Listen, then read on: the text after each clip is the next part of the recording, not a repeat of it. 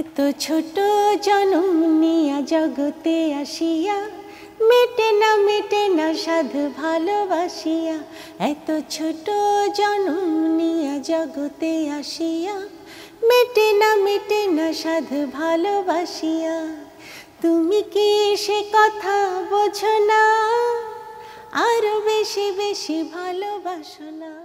ফিল্মের গানের যারা মূল কণ্ঠ তাদেরকেও কি আসলে ডাকা হয়? তাদেরকেও তো ডাকা হয় না। একটু সিনেমার প্লেব্যাক প্রসঙ্গে আসতে চাই। হ্যাঁ, আপনার কাছ থেকে একটা সময় সিনেমার অনেক গান পেয়েছি, আপনি প্রায় 150 সিনেমার গানে প্লেব্যাক করেছেন। সেই সংখ্যাটা এখন কমে গিয়েছে, নেই বললেই চলে।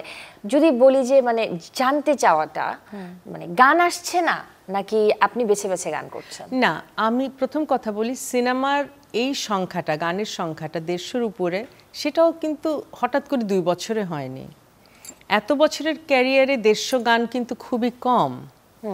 যদিও আমি ফিল্মের ব্যাকগ্রাউন্ডেরই, কিন্তু ফিল্মে গান গাওয়া আমার অনেক কম। মনে হচ্ছে যে সময়ের সাথে কি কমেছে সেটা? তুলনা না, এরকমই ছিল। কখনো হঠাৎ বেড়ে গিয়েছে, আবার কখনো দেখা গেছে ওই বছরে আমি মাত্র 4টা গান গেয়েছি। আচ্ছা, এরকম হয়েছে।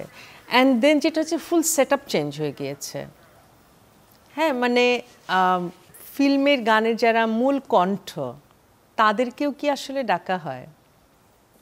তাদেরকেও তো ডাকা হয় না। যারা এত বছরের, যাদের ক্যারিয়ার, এবং যারা আক্ষেপ নিয়ে বললেন? না, এটা আক্ষেপ না, এটা নিয়ম। আচ্ছা, এটা নিয়ম, এটাই হওয়ার কথা ছিল, এটাই হবে। এটা শুধু গানের ক্ষেত্রে না, যে কোনো পারফর্মিং আর্টে তোমার কাজটা হবে। কাজ তোমার চলার সাথে সাথে নতুনরাও চলে আসবে।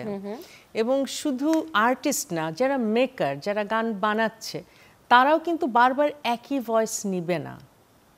তারাও তো ভ্যারিয়েশন চায়, অডিয়েন্সও ভ্যারিয়েশন চায়। ডাজন্ট মিন তারা আমাদের গান শুনতে চায় না। না চাইলে তো আর আমরা কাজ করতে পারতাম না। বাট একটা আরেকটু নতুন জায়গাটারও বড় হয়, এবং তোমার তখন আর সংখ্যা বিচারে তোমার কাজ হবে না, কোয়ালিটিকে তোমার প্রাধান্য দিতে হবে। চাইলে অনেক গান গাওয়া যায়, আবার অনেক গান না গাওয়াই ভালো। সব গান না গাওয়া ভালো। চলচ্চিত্রের অনেক জনপ্রিয় গান আছে আপনার। এটা হচ্ছে মিল্টন খন্দকার ভাইয়ের কথা এবং আলম খান আঙ্কেলের সুর। আসামি বধূ ছবির গান, আমি সব বলে দিলাম। এত ছোট জনম নিয়া জগতে আসিয়া মেটে না সাধু ভালোবাসিয়া। এত ছোট জনম নিয়া জগতে আসিয়া মেটে না সাধু ভালোবাসিয়া।